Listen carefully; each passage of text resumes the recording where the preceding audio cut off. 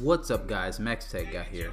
So some of you may know this, but if you don't, I'm a big fan of the Samsung Note series, and recently Samsung released the Note 7, and that's exactly what I'm bringing to the table today.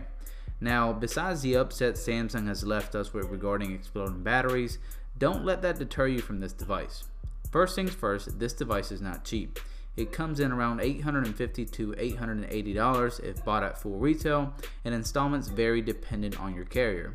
This particular device is the AT&T variant, and it's at the higher end of the price spectrum. So anyways, the unboxing is very solid. Open up the box to reveal the phone itself. Now, unlike other unboxings I have done, this device definitely comes with various accessories.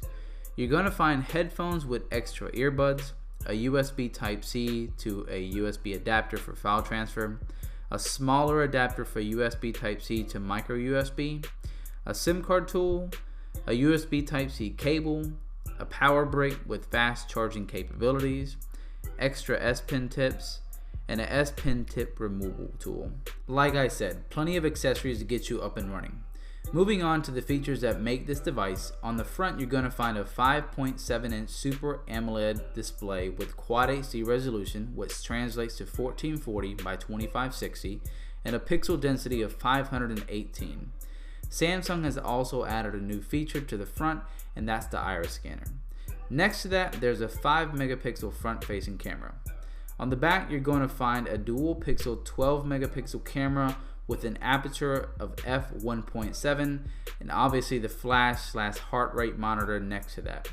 On the inside of the device, you have a Snapdragon 820 with 4 gigs of RAM, 64 gigs of onboard storage with expandable memory as an option, a 3500 milliamp battery, wireless charging as well as fast charging. It's also now IP68 certified, meaning it's dust and water resistant. And lastly, a new charging port with USB Type-C built in. This is truly one of the best, if not the best devices Samsung has made to date. You have a beautiful glass and metal design that makes this phone. Both the front and back are covered in curved Corning Gorilla Glass 5, and the rim is made of metal. This device comes in 3 colors, black, silver, and blue. All 3 look very appealing, but I was leaning more towards the black because it looks slicker to me. Since the device is covered in glass, you still have the fingerprint magnet problem, so if you're anything like myself, make sure you pick up a case or even a skin. To start things off, let's talk about the camera. This camera is the same camera found in the S7 and S7 Edge. This isn't necessarily a bad thing, but typically the camera is somewhat of a boost compared to the S series. Either way, this is one of the best cameras on the market for mobile devices. With an aperture of f1.7, you get to take better low light pictures, and the colors are very accurate, but depending on the situation, you find that the camera leans more towards warmer colors rather than cooler. This is personal preference, but the pictures still look very appealing to the eye. The front facing camera is still very good and awesome to take selfies with. You still have features such as the wide selfie to be able to fit a large crowd using the front facing camera. Now, Samsung did a really nice job in cleaning the camera software, options, and features. Slide your finger to the right and this will expose the camera modes, including Pro mode. Slide your finger to the left and this exposes the camera effects, and sliding your finger up and down on the screen switches between the rear and the front facing camera. Now, speaking about cameras, Samsung introduced a new form of security, and that is via an iris scanner. At first, I thought this was going to be a gimmick and not user-friendly, but I was pretty wrong. It's quick and easy to set up. Start by going to Settings, then Lock Screen and Security, select Irises, and the setup begins by you staring at the camera. Within a few seconds, the iris security is set up. You're now able to use it on your lock screen, but also to sign into web pages and verify your Samsung account. Before the device was announced, many people were speculating whether you can use a fingerprint scanner and or the iris scanner, and the answer is yes, you can. You can set both up, and if you feel like using your fingerprint, then you can still do so, or you can just switch to the iris scanner. Many will say that it's an extra step to unlock the device via the iris scanner, but there will be situations in which your fingers are dirty, so the iris scanner will come in handy. Moving on to the next feature, Samsung had decided to bring back the SD card expandability option. The SD card slot is located on the same slot as the SIM card.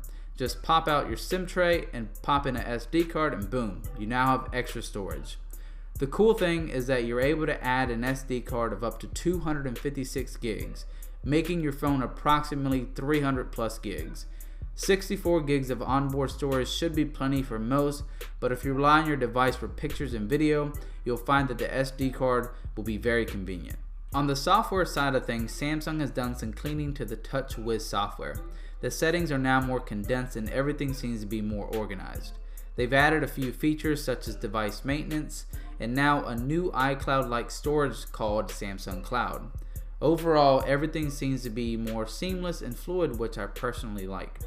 Dragging down the notification panel, you'll find that each setting option has a drop down for quicker access to that specific setting. For example, press the drop down for the flashlight and this will give you more options such as increasing or decreasing the brightness. The next improvement made to this device is the S Pen. Now the Note wouldn't be called the Note if the S Pen wasn't available.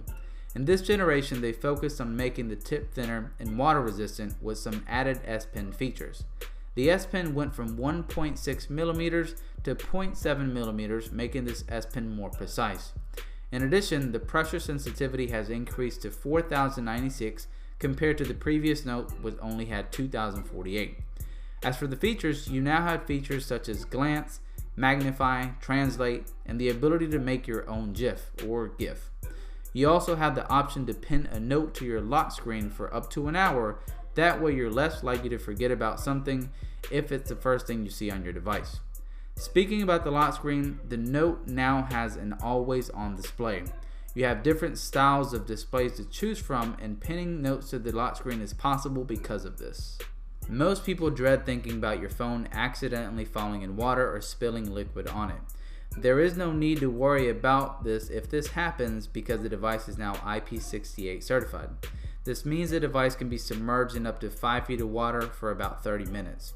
Now obviously this does not mean go swimming with it, but you pretty much can forget about worrying if you happen to dip it in water or use it when it's raining. I definitely put it to the test and have not seen any issues. In addition to it being water resistant, the S Pen follows the same boat. So again, no need to worry about damage if you drop it in water, obviously within the limit depth. The crazy thing is that you can write on the device using the S Pen when underwater. Why you would do this is still to be seen, but hey, at least you have that option. This last feature may not be a huge deal for most, but it's still a look into the future of Samsung devices. The device now uses USB Type-C instead of micro USB. This type of port is reversible in a similar fashion as the Lightning connector found on Apple devices. I personally think this is a great addition, especially since we aren't losing any features such as fast charging. Overall, this device is packed with a lot of new and improved features. There are more features that this device has up its sleeve, but this video was to reflect the major changes. If you're in the market for a new device and you want something that is powerful yet innovative, then this is the way to go. Well guys, that wraps up today's video. Feel free to drop a comment below and press that like button if you enjoyed the video. Oh, and if you haven't subscribed already, please do so. Catch you guys in the next video. Later.